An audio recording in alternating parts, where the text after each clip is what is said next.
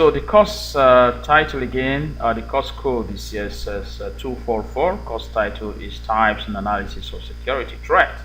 So we are not going to be wasting much time. I don't know if you are a Christian or a Muslim, but for those who are Muslim, I'm going to wish them a happy Eid Mubarak as they celebrate. I know that probably that is the spirit that has kept many behind.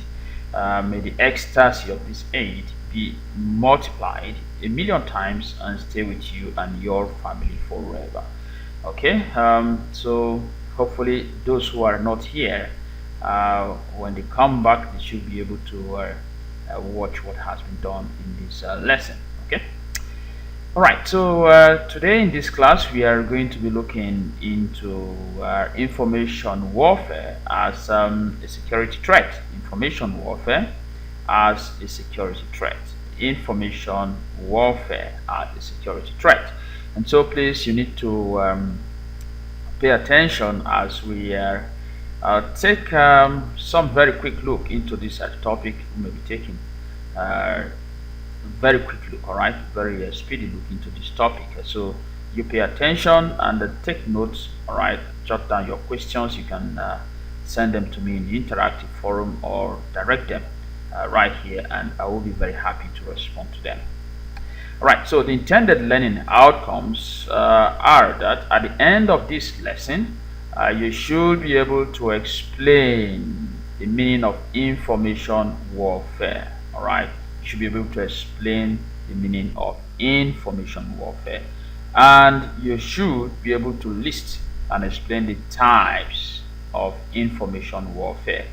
So we will be looking at the meaning and the types of information warfare. So let's move on to let's give a little description of what information warfare is, and the why, knowing the why and the how. Why do we have information warfare, and why and what or how is it done? How is it being perpetrated? Well, information warfare is actually carried out to know the strategic secret of the other parties. All right, remember, it's a warfare. So in order for you to win that war, you should know the secret. If you know the secret or those highly classified information of your other party, the other party who is at war with you, you will be able to take that as an advantage. All right, you can take that as an edge to deal with your party, because you have basic secrets about fundamental or classified information about them. All right, so information warfare, it is to know the strategic secrets, those secrets that should not be let out of the other party in that type of war. All right, so as an aspect of war, those who take information warfare as a strategy seek to know the strategic secret. The secret, for instance, if you and I are in some sort of war, I'll be trying to find out your secret so I can use them against you. All right, I can possibly collapse the strength of your weapon, your machineries, based on the information that I have against you. Again, to gain strategic advantage over the enemy parties. All right, once I know much about you and you don't know much as I do about you, I will definitely have that strategic advantage over you. And so information warfare, generally, it is to know more about the secrets, all right, those strategic secrets about the enemy, and it is to use that information against the enemy. That is the why. Now, how are those information used in contemporary life or contemporary society? How is this information used against the enemy? It is used by way of information sniping and espionage. All right, that information about you can be sniped. All right, that is how it is done. It can be stolen from you. Right, it can be stolen. An insider can provide that same information. Again, the information can be used as a propaganda, and that propaganda, of course, can be very destructive. All right, can be a destructive rumor. For instance, if a country that is at war, for instance, with Nigeria, may want to take advantage of the security challenges that Nigeria is facing right now, to escalate it, all right, to blow it out of proportion to other nations. As a matter of fact, that country can now use that information available at its disposal to discourage investors, to discourage other immigrants, people who want to come into Nigeria for the purpose of doing business, all right, from coming into Nigeria. So once that information about the rate of insecurity has been leaked, all right, to an external person, the person can use it against the country by blowing it out of proportion. Okay, so that destructive rumor can actually be very inimical to the enemy. Okay, so once it is used in a way to propagate propaganda and also to cause some destructive rumor. Okay, now let's look into the let's describe. Okay, we have let's all right, so let's describe information warfare. Let's describe it by say by Sun Tzu. This is the first person. His ideological background, his ideological orientation became the basis for information warfare. All right, to him, attaining 100 victories in 100 battles is not the pinnacle of excellence. All right, a group of army that went to war 100 times and won 100 times, to him is not excellent. That is not excellent fighting. All right, to him, subjugating the enemy's army without fighting is true pinnacle of excellence. That is the true pinnacle of excellence, in a way that you become more powerful than the enemy by having control of the enemy's army, possibly by way of information that you have about them, by way of information that you can control their weapons, you can control their high-tech equipment, okay, without their knowledge, and so they become under your control. Now you have done that even without fighting, even without wasting much resources, even without physical destruction.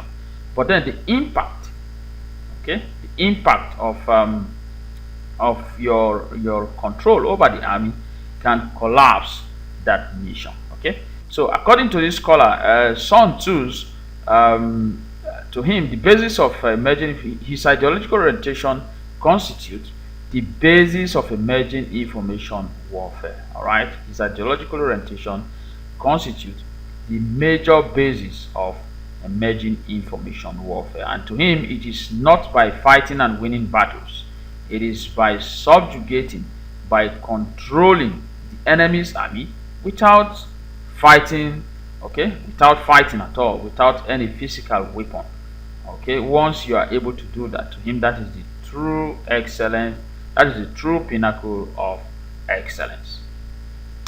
All right, so what then is information warfare? What is information warfare? According to the US Air Force, there are several definitions actually, but let's take this one from from the US Air Force. According to the US Air Force in 1995, it entails any action to deny, exploit, corrupt, or destroy the enemy's information and its function while protecting ourselves against similar action. All right, so to him, the US Air Force, information warfare is attacking the enemy, all right, denying them, exploiting, corrupting, or destroying their information, and at the same time they are trying to protect their own against similar action. So that is the information warfare. All right, it's a warfare trying to destroy other the enemy's information and its function, and at the same time protecting yours from a similar attack. All right, that is the most catching definition. Like I said, there are other definitions you may want to look into.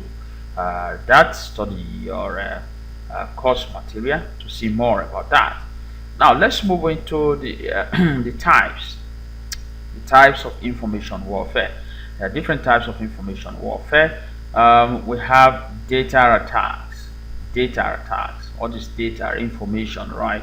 Um, and a lot of information data that has been saved. Uh, it is done by inserting, all right, it's done by inserting data into an information system to distort its functionality. Example, all right, computer virus. Computer virus. This type of information warfare, it is achieved by inserting some harmful data into an information system. For instance, the computer that you have is an information system. If someone inserts a code or a program that is somehow counter functional to your computer software, it is going to cause it to malfunction. An example of that is a computer virus, right? A computer virus, and I'm sure that a good number of you know what a computer virus is all about. So once a computer virus is inserted into a computer system, it begins to malfunction. Okay, that type of act can be used to fight wars, all right, to have information or during information warfare. Okay, let's look at software attack. A software attack. It involves penetrating the target information system by applying software to steal information or make the system to fail or malfunction. Now, the primary aim here is to steal, right? To steal information. A lot of hackers, all right, fraudulent cyber criminals use this a lot to perpetrate their act. All right, so here it is to steal information, to get very classified information by the application of software. Right, by the application of software. Hacking and cracking. I'm sure you've heard of this many times. It involves the illegitimate entry.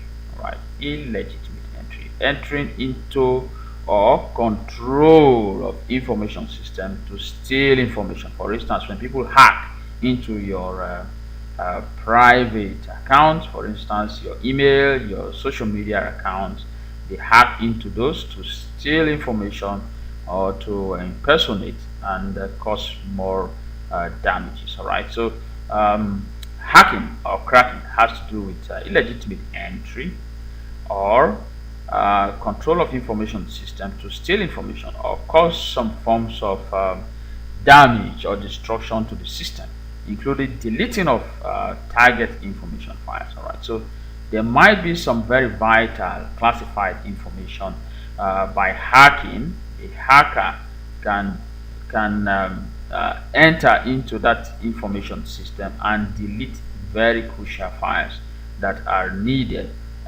possibly to thwart any kind of effort of which the enemy is trying to prepare. All right, so the last one is the physical attack. The physical attack. Physical attack. It involves the use of traditional techniques like physical destruction of information system through arson. You remember what arson means? Arson, the deliberate setting ablaze of property. All right, arson, bombing or hitting an object against the system with intention of destroying it. Now, it is physical because it is seen. All right, it is practically seen. It is done in a practical form where an information system is being attacked, okay, either by any form of physical manipulations like arson, bombing, smashing the object against a hard surface just to damage it, okay, just to cause that damage. All right, so that is it about information warfare as a form of security threat. Now let's take a class activity. All right, you have to do this religiously. So attempt the following questions. What is information warfare? what is information warfare. Ensure you are able to attempt this question. List and explain the types of information warfare. We have done these two, so you need to ensure you have adequate knowledge about them. All right, so we are done with the first part of this lesson. So let's now you have to take note of those areas that we have touched. All right, so we will move on to the next lesson.